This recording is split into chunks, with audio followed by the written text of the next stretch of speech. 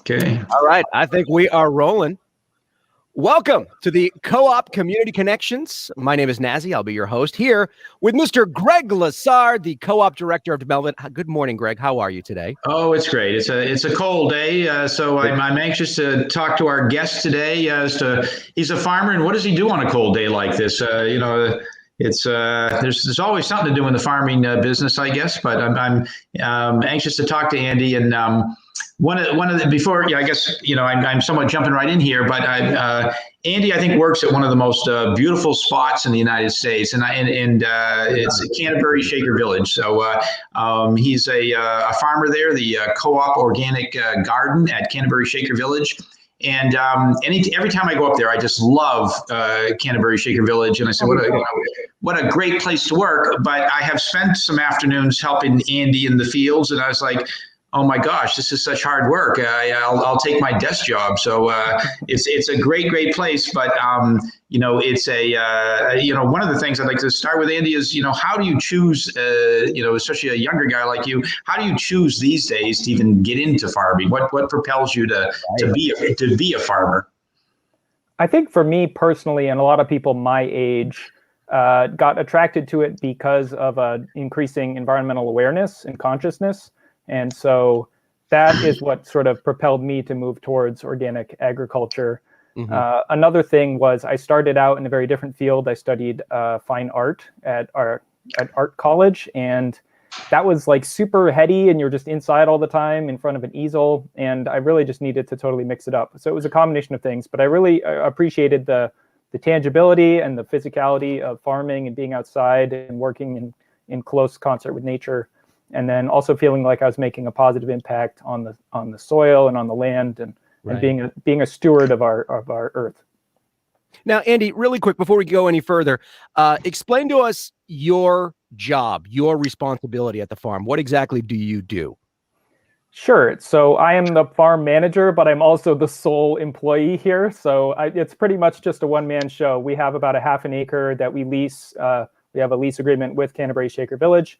And we have a heated greenhouse and an unheated high tunnel. So I manage all those things, and with some occasional volunteer help, mainly from my family members, then I grow vegetables for the co-op's produce department, for the cafe, and then for a couple other, like for micro mamas who lacto-ferments vegetables, and produce gets donated through the Merrimack County Conservation District as well. Now, one of the things that's really cool about Canterbury Shaker Village is you really feel like you're stepping back through time. You really feel like you're going back to a time before Wi-Fi and technology and modern electronics.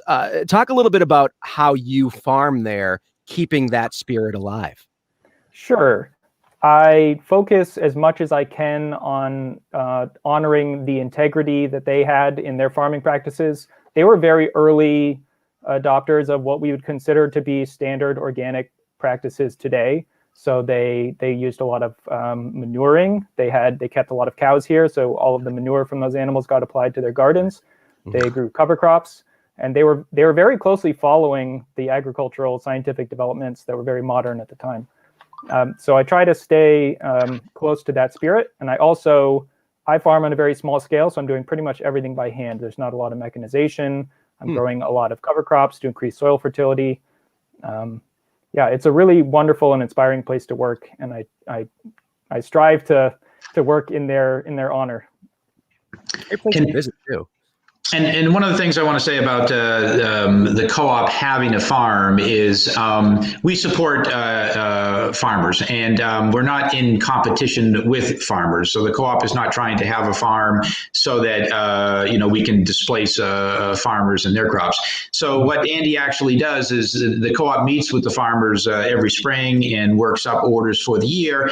And where there's going to be shortfalls, where we just can't get enough, organic tomatoes as an example, then those are the gaps that Andy fills. And any special growing, as he was saying, for micro mamas that needs, she has an all organic product and she has difficulty sometimes getting enough supply. So then that's a gap that he fills as well. Yeah, that's right. A couple of things that I'm adding on this year is strawberries. Those can be challenging for local growers to do organically. And then I'm also working in collaboration with a distiller, and I'm going to be growing wormwood, which he's going to use in absinthe production. So, What education do you need? I know you said you went to art school, and this is the complete opposite. What education do you need, or what learning process do you need in order to do the type of farming that you do? sure. I have a Bachelor of Arts in Sustainable Agriculture from a small liberal arts school, Sterling College in Vermont. Mhm. But that's not necessary to get into farming. I would recommend just apprenticing on different farms, and then you just get hands-on training. It's a really great way to learn. I think so. Yeah. It's also, if you want to be in more of a farm manager or a higher role on a farm, often a bachelor's or even a master's in horticulture is a decent idea, but it's definitely not essential. So, all right. So it's not a prerequisite. You can get a lot of hands-on just by apprenticing on a farm, or learn by doing. That's really cool. Often just having a really strong work ethic and passion goes further than any educational background. Very true. And in farming, you have so much time to yourself out there in the field. It seems like a special individual that wants to be just there in the field and tending to the crops by themselves. I mean, how many people live? Canterbury Shaker Village is this massive village, and yet how many people live there at Canterbury Shaker Village? Well, in 1850, 300 people lived here, but currently, I think 3. Yeah, 3. So you're not only farming, but you have an isolated little spot up there. But you seem very content with that. And many farms are very isolated where they're farming. So it's a choice, a lifestyle choice that I think is completely different than the lifestyle choices a lot of us make anyway. For sure, and there's also farms that are very community oriented. This one is a bit more isolated, but I'm a bit of an introvert. But there's farms out there for everybody. And I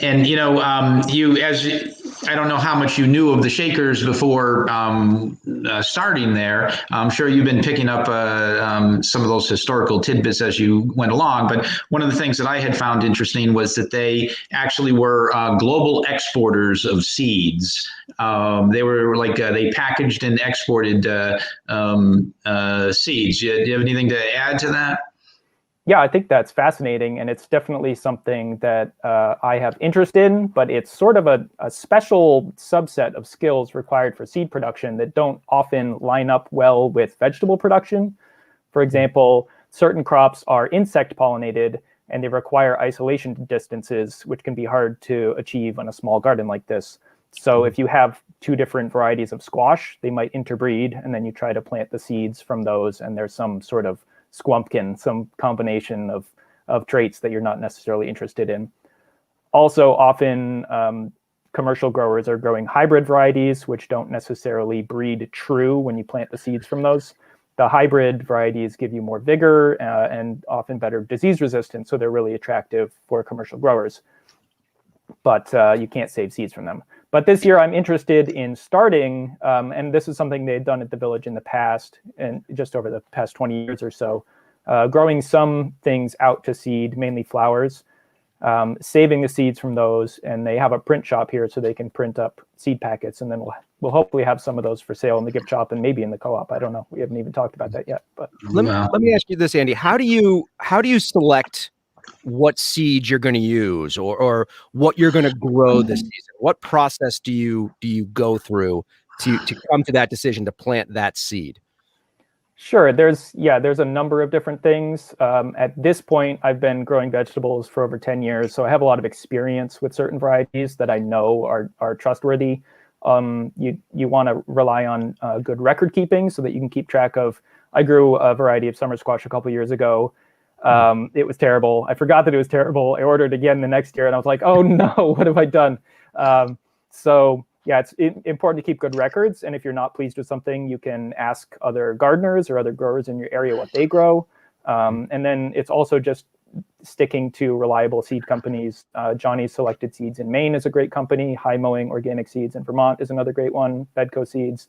And you can just read through their variety descriptions. And depending on what you're looking for, you might be looking for a super flavorful heirloom. There's plenty of those out there. You might be looking for disease resistance. You might be looking for, standard uniform size. So yeah, there's a lot of different ways that you can pick what you're growing. And obviously you're looking for seeds and vegetables and fruits that are going to be survivable here in the New England climate. Obviously you'd be planting something here that they probably couldn't plant down south in Florida. That's right. It can grow when it's cold, when it's warm, That's right. And that's why all those companies that I just mentioned, those are all Northeast-based seed companies. So they focus primarily on vegetables that will work well in the Northeast. Now, Andy, the growing season here is short, but knowing you, there's a lot more that is during, like, I will call it the off season. That you have to do, and even and talk a little bit about when you get going now for the new growing season and what that entails. Sure. So this time of year, I don't have any livestock. Other farmers might be busy with lambing or kidding or other experiences, but here I'm doing most of my planning to get ready for the season. But even in just a couple of weeks, I'm going to be starting my first seeds. Your alliums, like onions and leeks, need to be started in February. They take that long to germinate and grow to the size before you plant them out in the field. I just ordered some new grow lights. I'm going to be expanding the seedling area that I have in my apartment. This time of year, it's primarily just planning and getting ready. But in just a few weeks, I'm going to hit the ground running. We also have in the greenhouse and the hoop house, once you hit like mid-February, there's enough sunlight and warmth where things actually start growing again inside, even an unheated high tunnel. It's slow, but on a sunny day, it can be 80 degrees in there. So it's a lovely place to hang out and have a cup of coffee in the morning and just bask in the sun. I have some spinach that is overwintered, and so it'll start growing again once we hit those warmer temperatures and sunnier days. It's safe to say that you're pretty much going every day of the year. You are growing, you are getting ready for the next season. Is there a busy season and a slow season for you, Andy? Yeah, I was actually just interested in going back and looking at my hours from the previous season. In May and June, it was just 60 plus hours every week. That's really when it's crazy for me, because I'm getting all of my bed prep done. I have the greenhouse is just full of seedlings. There's potting on and transplanting. There's all kinds of stuff to do. Yep. And this year, June is going to be even crazier because I have I may have planted a bit too many strawberries, so I'll be busy picking those every day as well.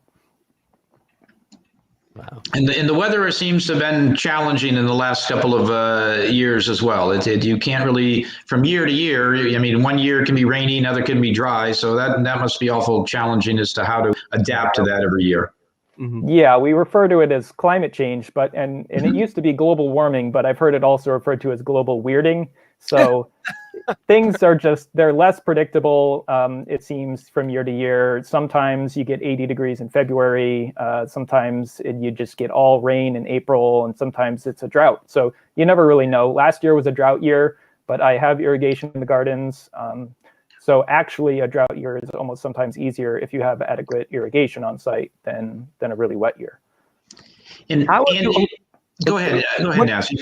One quick question. How have you been affected by the pandemic over the last, we're coming up on a year now, you realize that. How has that affected your job and your production at the farm?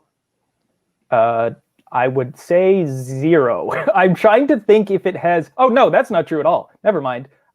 So the cafe at the co-op is shut down entirely. They do some just like grab and go stuff, but that was over half of my orders were going to the kitchen. So I had to adjust. Just in terms of my daily workflow, nothing really got impacted. But from my record keeping, my planning perspective, I had way too much kale because we were having that on the hot bar every day. He would go through 60, 80 bunches a week, and that just tanked to 0. So I was donating a lot of extra food that I was planning on having for the kitchen to the Merrimack County Conservation District. And we sort of adjusted mid-season, and the produce department started taking more from me. So yeah, it ended up evening out. But I've heard of that. A lot of produce and farm products went to waste in a lot of different farms because the shops and the markets they were sending them to, they were closed. Yeah, So, especially growers that were growing for restaurants. Yeah, it's good that you found a place so that food didn't go to waste. Good job. And Andy, you've produced some great videos in the last couple of years, educational training videos on I guess home farming. Do you offhand? You must remember some of the videos you did, if you could, because they're all on the Co-op's YouTube channel. And so, what are some of the videos that people could look for that you've created? Sure. I started it. I think it was an idea that I had in March or something, because I was noticing that there was a lot of seeds that were selling out, and it seemed like everybody was getting really interested in home gardening.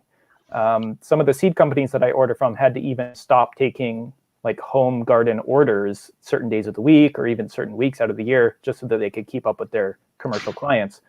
So that alerted me that there was a lot of interest in people learning how to garden. So I started putting out some videos just on like starting seeds, where to buy seeds from, some things on just how to transplant crops out in the garden, how to cut hay with a scythe. That one was particularly interesting for me. That's one of the most old-timey things that I do here, that I cut a lot of mulch for my garden. Just when I let grass grow really tall, and then I cut it with a scythe, with just a big knife on a stick, and that makes me feel like a real shaker.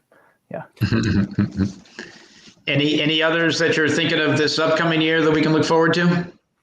I was thinking about putting one out soon in the winter, just growing shoots and sprouts, because that's something that you can do any time of year. It's great to get some green food in the winter.